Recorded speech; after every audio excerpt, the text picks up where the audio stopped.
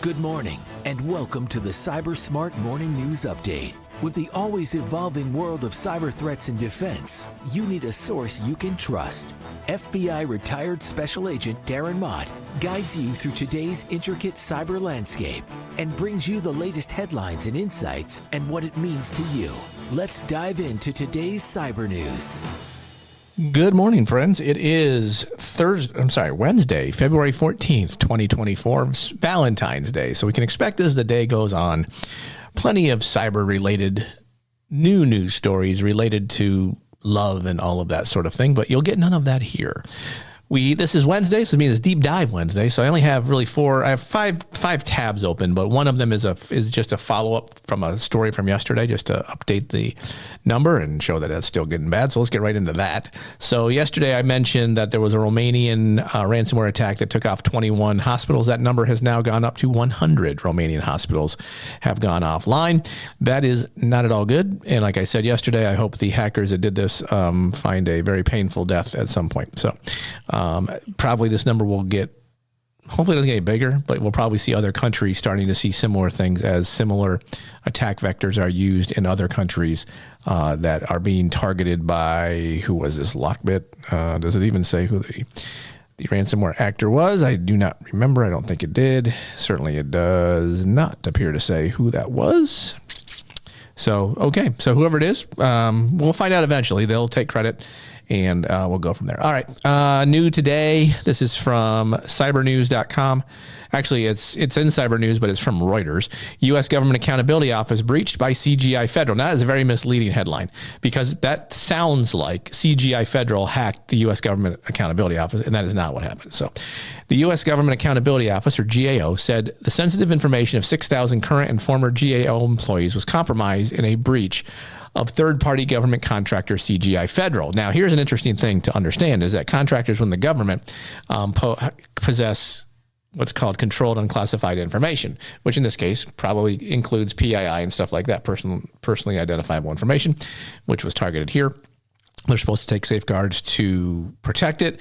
There's a whole new DoD related certification called the Cybersecurity Maturity Model Certification that contractors are going to be required to do in order to do business with the Department of Defense. But clearly, companies are not here yet. So the GAO said on Monday that CGI Federal, an IT contractor, mind you, and unit of CGI Inc. notified the agency of a data breach last month. The GAO, a research arm of Congress, said in a statement the data involved personally identifiable information on employees, including some people who worked there from 2007 to 2017. A breach notification letter seen by Reuters said the data contained names, social security numbers, addresses, and some banking information. The letter said the breach had been carried out by a threat actor exploiting a vulnerability in an externally provided platform, but didn't delve into specifics, which is typical when government exploits. Although, you know what? It'd be great if we found out. Perhaps the Cyber Safety Review Board is on top of this. Yes, that is a joke. I'm sure they are not, nor will we ever find a postmortem from this, but here we are. GAO spokesperson Chuck Young said his agency was notified about the breach on January 17th, but referred questions about its impact to CGI.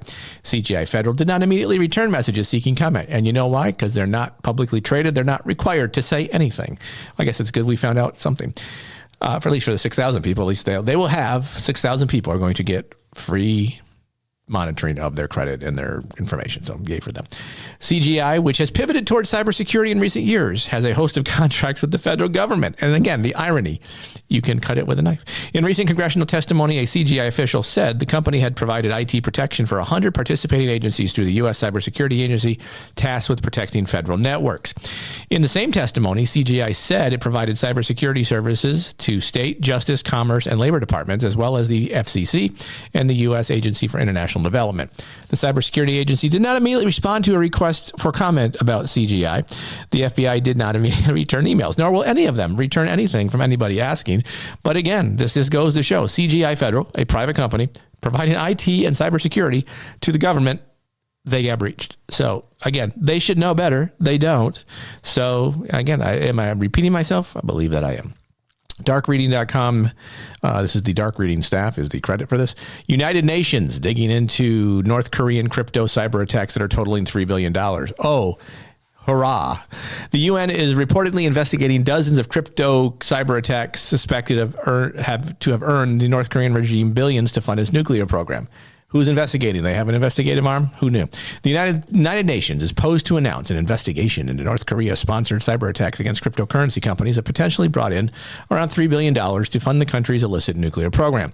An advanced copy of the investigation report, which was provided to Reuters, said UN investigators are looking at 58 specific cyber attacks believed to have been waged by the Democratic People's Republic of Korea, or the North Korea, to circumvent international sanctions against the country's authoritarian regime. Now, we've been talking about this for months. I've been talking about it for years, but okay, the UN is now interested. The panel is investigating 58. That's the same thing. They repeated the same, pretty much the same statement. The DRK, or North Korea, has been under strict UN Security Council sanctions since 2006 for its nuclear and missile activities.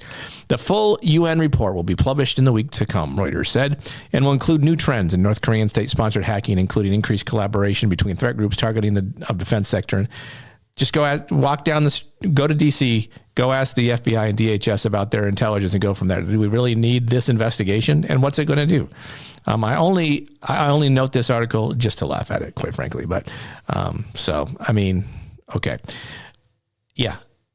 The North Koreans target cryptocurrency exchanges and steal information, steal money. Are we shocked at this? What is the UN going to do? But okay.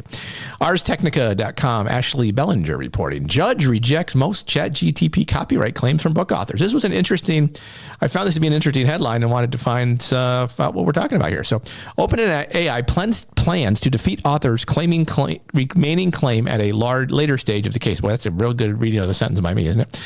A U.S. district court in California has largely sided with OpenAI, dismissing the majority of claims raised by authors alleging that large language models powering ChatGPT were illegally trained on pirated copies of their books without their permission.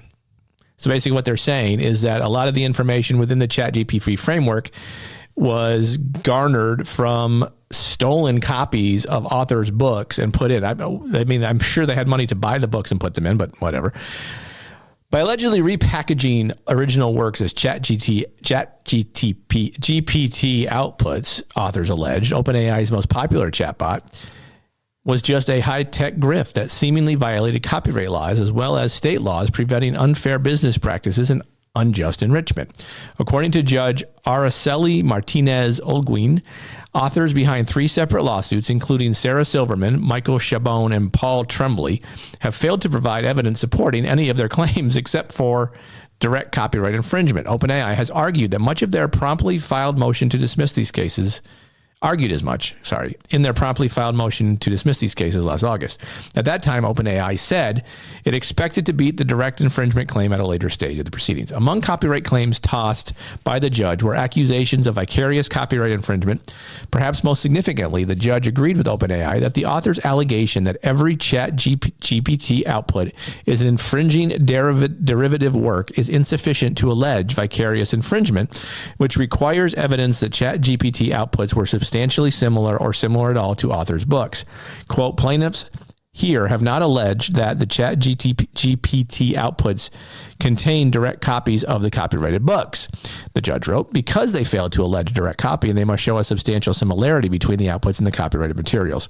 Authors also failed to convince the judge that OpenAI violated the Digital Millennium Copyright Act, or DMCA, by allegedly removing copyright management information such as authors' names, titles of works, and terms and conditions for use of the work from training data. This claim failed because authors cited no facts that OpenAI intentionally removed the CMI or built the training process to omit the CMI. Further, the author cited examples of ChatGPT referencing their names, which would seem to suggest that some of the copyrighted material remains in the training data. So there's more to this if you want to read this. I'm not going to read the whole thing. It's an interesting lawsuit, and we will probably see more of these because, if you use ChatGPT, there's information that's pulled out that probably sounds like it's derivative from an existing work and probably is. So you have to be careful when you use it to make sure you take the information that you're using and kind of reorganize it into your own words. I mean, I'll be full disclosure, I use ChatGPT for stuff because it's very helpful. What I find is what I'm trying to create, it creates for me quicker than me sitting there and typing it. Now, do I have to change some of it? Sure. It doesn't say everything I wanted to say, but it has the bones of what I'm trying to say. And I'm sure most people will agree that like the majority of what they're trying to do is outputted by ChatGPT. And then there you go. I mean, you can't, you can copyright certain. You can obviously, if you write a book, you can copyright the whole thing, right? So nobody can copy that book word for word. But like in my book, I talk about how to use password managers. I'm not building fire with that chapter or that part of that chapter. How you use password managers is pretty simple, and it's not like I'm probably saying something similar to what others have said. It's interesting because on my Substack blog, everything there I write from hand. Now, the only time I'll have links in there is if I'm referencing a news article and I list out something within that news article. But I give credit to I say in this article, it says quote, and I put what the quote is. So yeah, I copy that in, but all the other stuff is stuff that I write on my own. I do not use any kind of AI or anything on my Substack stuff or my LinkedIn post for that matter, for the most part. And so I had a guy reach out to me trying to sell me some freaking service he has that says, hey, you have a lot of plagiarism on your site. Well, I ran the same plagiarism tool he did, and all it did was pick out lines that I sourced in the document. So it's kind of bogus stuff. But again, something to remember, if you're using ChatGPT, make sure that you modify it so it's in your voice, really, at the end of the day. All right, scmedia.com, Steve Zurer reporting, Bank of America notifies customers of third-party breach of deferred compensation plans. Bank of America was sent notification letters to customers impacted by a third-party breach that the Lockbit ransomware group claimed responsibility for last fall of BOA business partner Infosys McCamish Systems, or IMS. In a data breach notification filed February 6th with the Attorney General of Texas, BOA said sensitive information was accessed by the threat actor, including names, social security numbers, financial account information, addresses, and dates of birth. While it's still unclear how many people were impacted, a filing by BOA with the Maine Attorney General said 57,028 people were impacted. So there you go. 57,000 people now have free credit monitoring for a year. So there you go. And the interesting thing here, the point of this is the Bank of America information was not stolen from Bank of America. It was stolen from a third party. So again, Bank of America has a lot of money. You'd think they would be able to do risk assessments and threat assessments and cyber assessments on the third parties they give information to. But clearly they don't. Now, from the article, the breach notification highlights the need for more stringent third-party access governance controls. No kidding. Continuous monitoring. No kidding. And robust threat detection and response strategies to safeguard against such attacks. No kidding. I mean, that line is like, duh. But again, we say this all the time when these things happen, yet companies just aren't taking the time to do what they need to do.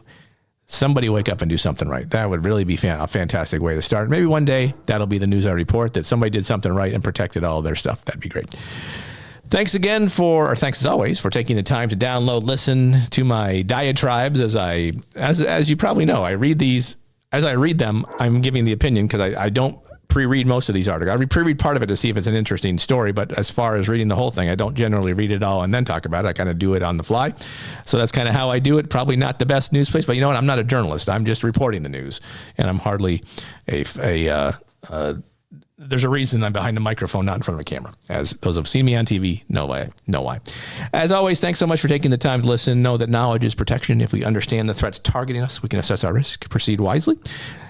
Thanks again for listening. Feel free to share, comment, email me at darren@thecyberguy.com if you have thoughts, comments, or suggestions.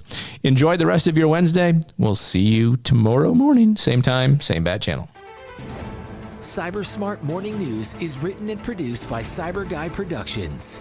Feel free to email thoughts, comments, or suggestions to Darren@thecyberguy.com.